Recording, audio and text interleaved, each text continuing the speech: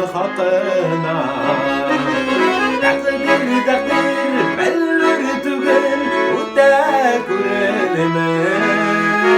Elde yarı ikileşege maldan bilinime.